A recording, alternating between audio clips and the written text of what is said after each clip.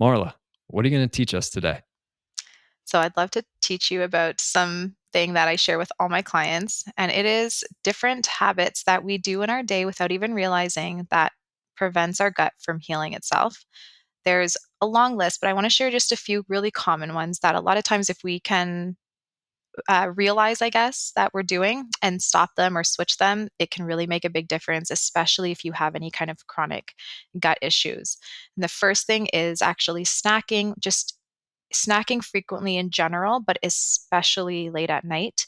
Anytime that we have a snack, our body stops what's called the migrating motor complex, which is just that downward motion of the gut. It's what moves food right from your mouth all the way down and out through your colon. And when we are constantly restarting this, then our gut's not able to repair itself because our gut needs to be completely empty from food in order to start to regenerate the gut lining.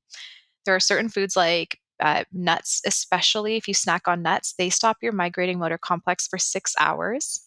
Peanuts being the of all the nuts, the longest one, or the one that stops it the longest.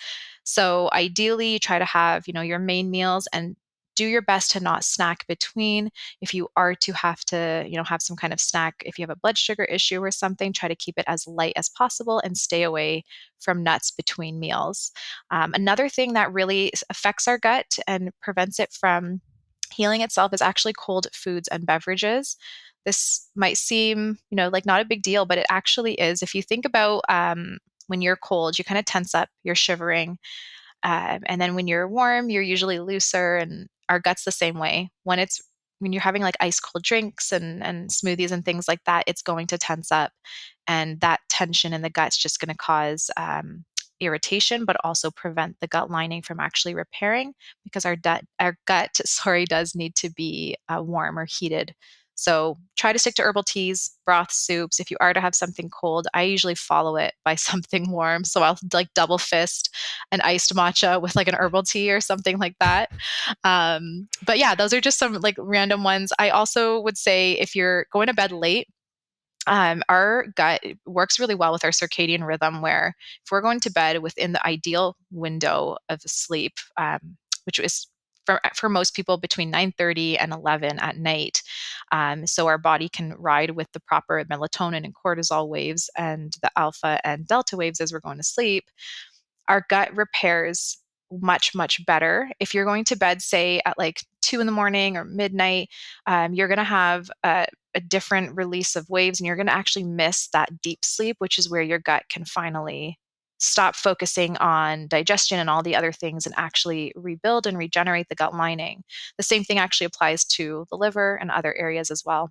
Going to bed within your circadian rhythm allows your entire body to repair itself at night. So that would be an important one. And I'd also say chronic stress as well. You want to do things during the day, deep breathing, relaxing your shoulders, listening to calming music, whatever you need to bring that stress down, the stress chemistry down. Because when we are stressed, our body is going to be releasing inflammatory cytokines, and our vagal nerve is going to be affected. And that gut inflammation will be something that is like a side effect when our body's going through that brain inflammation thanks to our vagal nerves. So, whenever we have that anxiety, there's direct inflammatory response in the gut, which also then damages probiotics as well. So, those are some of the things that you could maybe try and switch around: is less snacking and going to bed a little bit earlier, avoiding too many cold beverages, things like that, and it can really make a big difference with the gut. Amazing. Thank you for sharing. I got a question about the snacking one. So that popular trend, maybe it's more like 10 years ago now, but to eat six small meals a day throughout the day. So that wasn't great for our guts, huh?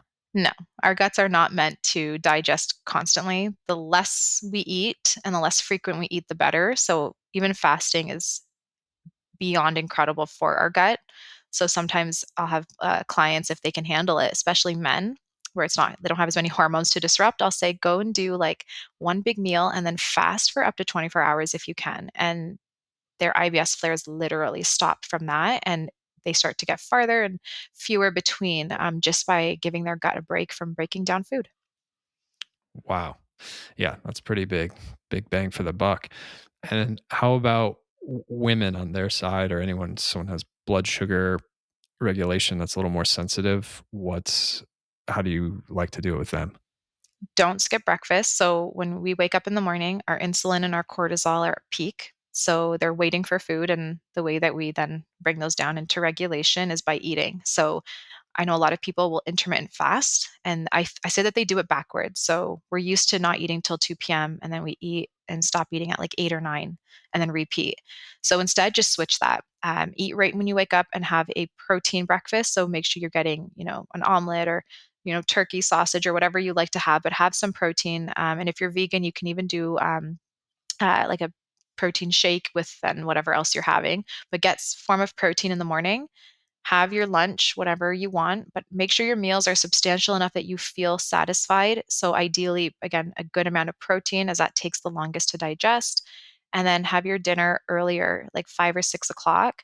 And if you can handle it, if you don't have blood sugar issues, you're going to fast the early evening and all through the night. That's the best for gut repair.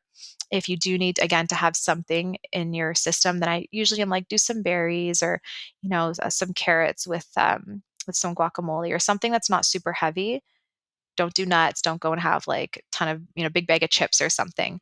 And that should be able to keep your blood sugar stabilized and should ideally improve the migrating motor complex from stopping and restarting all the time.